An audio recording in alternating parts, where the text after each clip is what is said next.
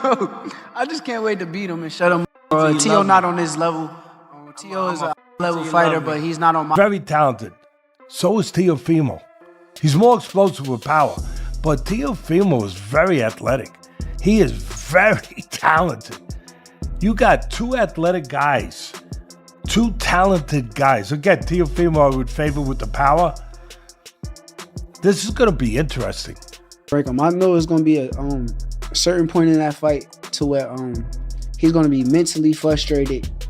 And when he gets mentally frustrated, that is where I'm going to attack. The tension was electric as Shakur Stevenson and Teofimo Lopez faced off at their latest press conference, turning what was supposed to be a routine promotional event into a near-chaotic scene.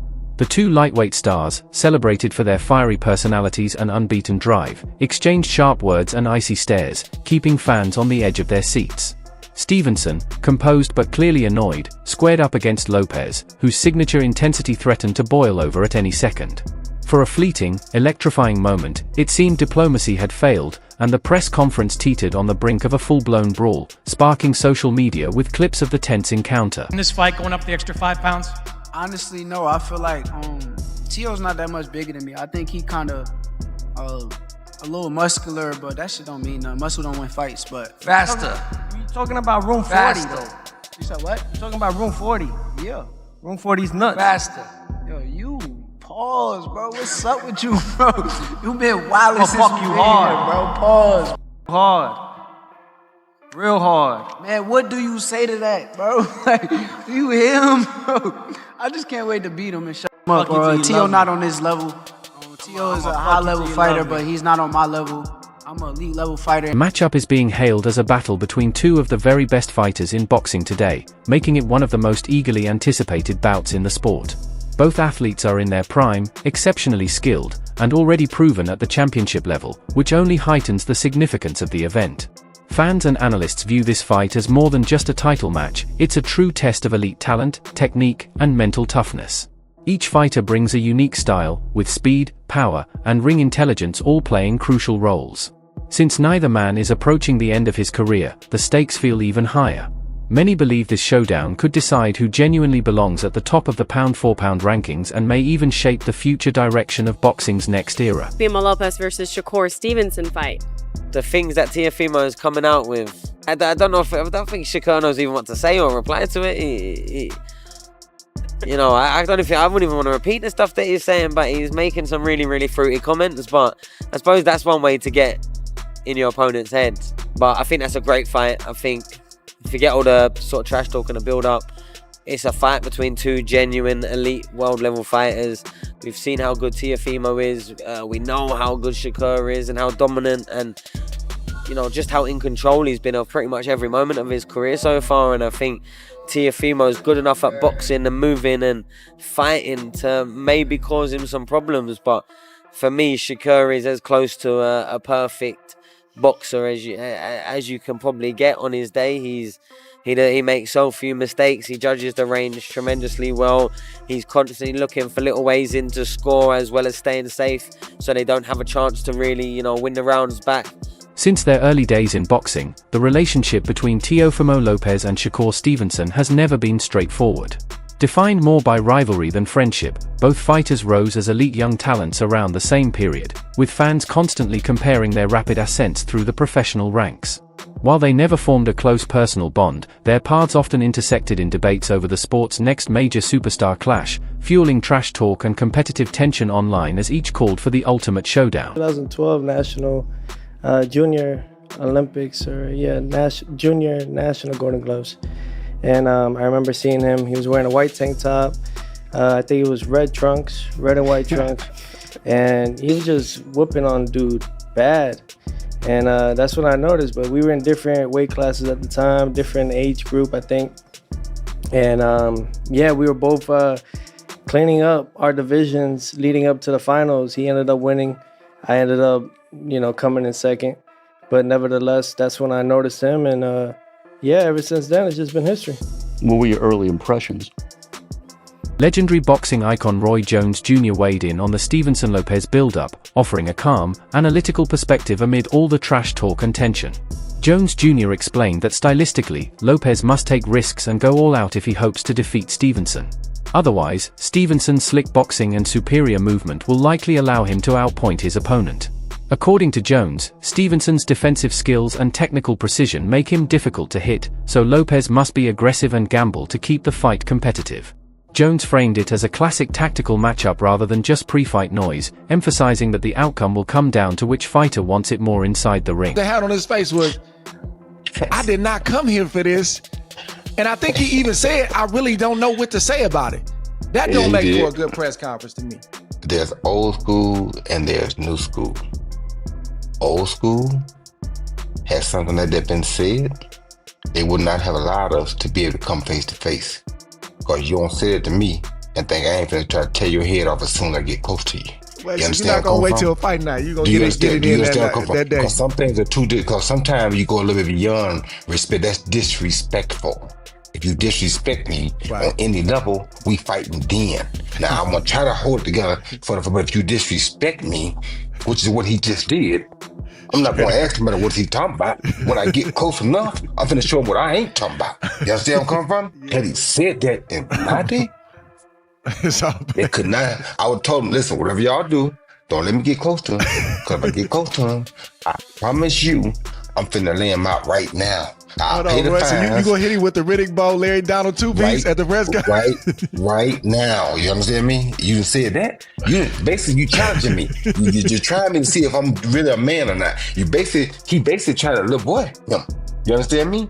So if a man let you say that and he don't do nothing, you feel like, he already let go. He already good. You feel me? No, you don't do that. Somebody got to listen. I'm sorry. I'm just sorry. I told you I'm old school. Teofimo Lopez has been turning up the heat in the build-up to his January 31st showdown with Shakur Stevenson, vowing that he will break through Stevenson's defenses and expose what he calls weaknesses in the southpaw's game.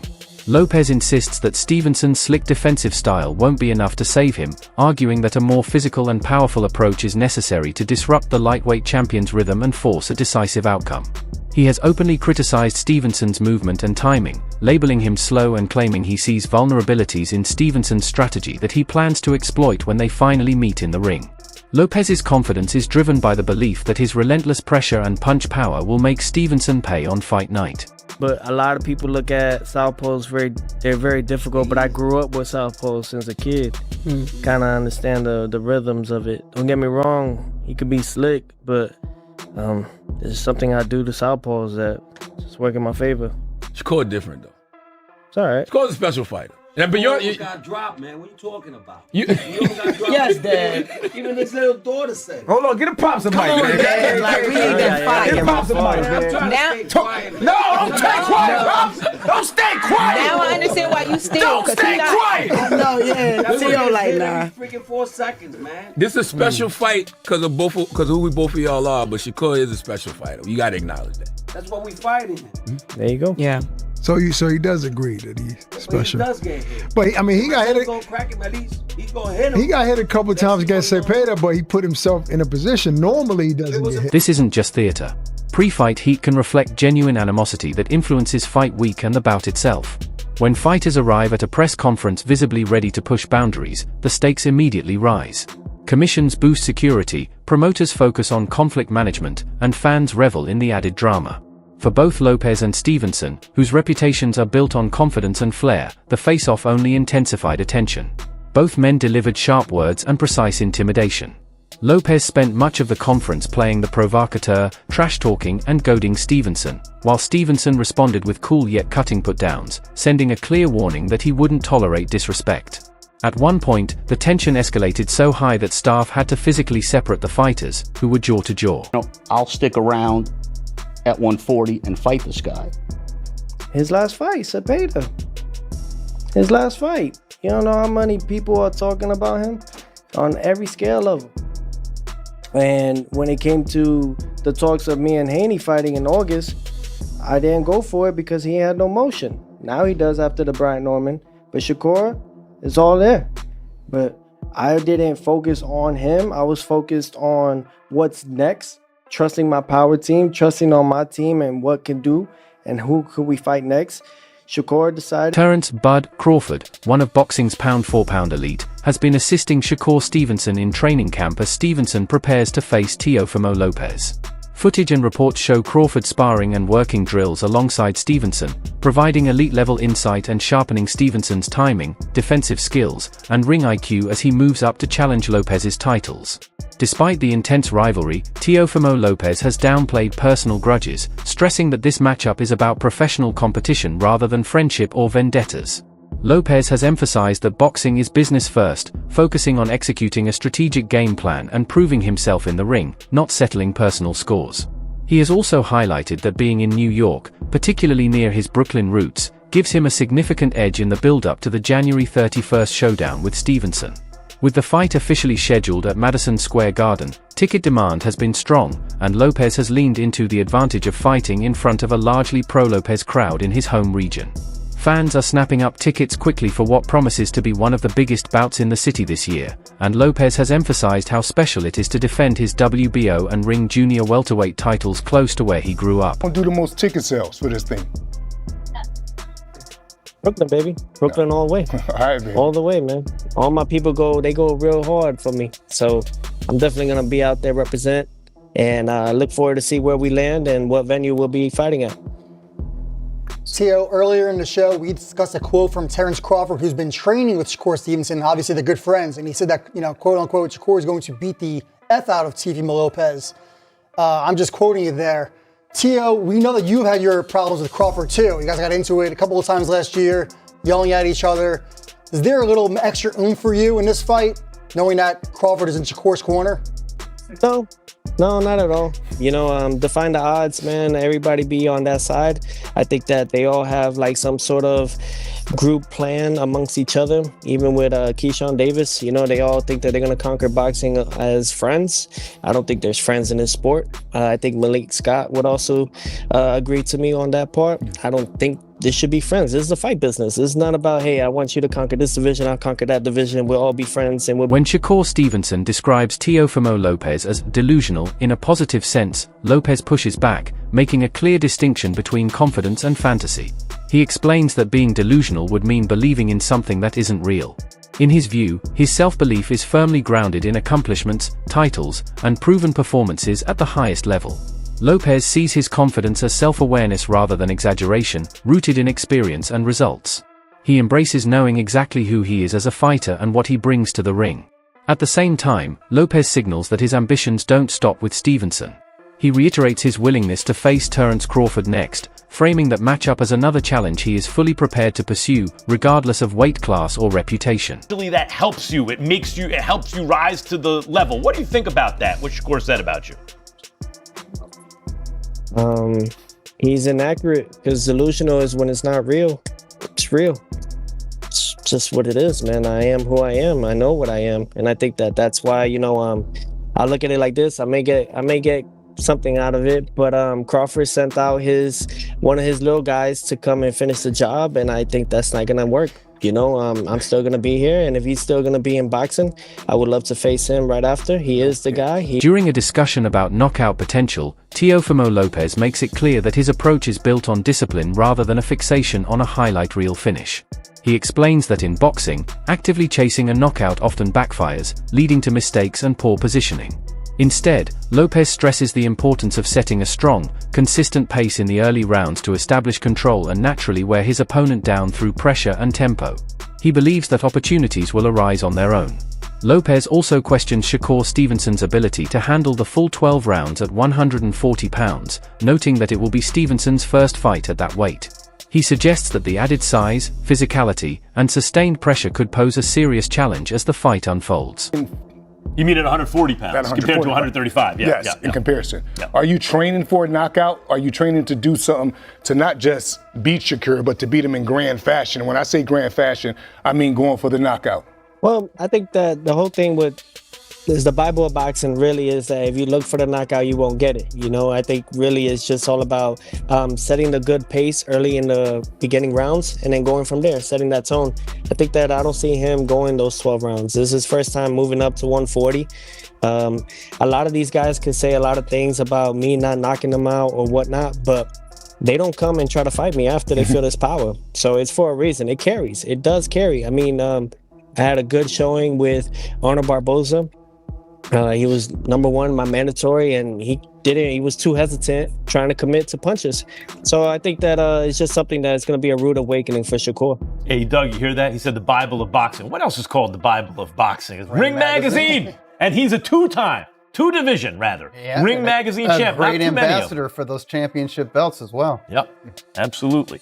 I'm very big on those things. You know, I claimed 2 weight divisions, 2 Ring Magazine belts just at 25. You know, and I'm 28 now. I've been defending my belts now. I feel great. You know, and then most importantly, you know, this will be my 4th title defense. Ryan Garcia speaks with confidence when predicting a victory for Shakur Stevenson in the matchup, highlighting several key attributes that set Stevenson apart. He points to Stevenson's elite speed, sharp defensive instincts, and high-level ring intelligence as decisive advantages capable of neutralizing even the most dangerous opponents. Garcia notes that Stevenson's calm demeanor and ability to adjust mid-fight allow him to maintain control under heavy pressure. In his view, these traits make Stevenson an especially tough challenge for someone like Teofimo Lopez. Garcia believes that Stevenson's combination of agility, accuracy, and tactical awareness provides a clear path to success. If Stevenson sticks to his strategy and executes with discipline, Garcia sees him dictating the fight and emerging as the likely winner. Some real boxing guys in this thing. Yo, who you got, Shakur or Teo? I got Shakur Stevenson beat him. You got Shakur? You don't think Teo's gonna win? Nah, bro. Nah. Damn, bro, I'm not gonna lie. I got Teo too, bro. You guys got Teo? How much you guys want to bet, bro? Yeah, I got Teo. How much you guys want to bet? Anytime. Bet, bro. I don't got money compared to you. Nah, I'll bet. Hey, I'll bet in your tax bracket, bro. 100. Let's do 100. I'll bet 100, bro. Let's bet 100. Yeah, let's do 100. Let's fucking do it. I'll bet 500 on Teo. I see a lot of Devin Haney fans in listening, but they ain't coming up to chat. That's crazy. Nah, they love watching. They scared. I see they just be hating, but don't want to talk. That's crazy, bro. Bring one up. I'm trying, bro, but they don't want to talk. That's crazy, bro. Let's cook one of them. Let's bring him up. All right. Last entertaining Devin Haney fight was you, bro. Yeah, that was the only entertaining fight he's ever had. That's what's crazy about it. Are you gonna pull up to Shakur and Teo? The fight? Nah, bro. I think it might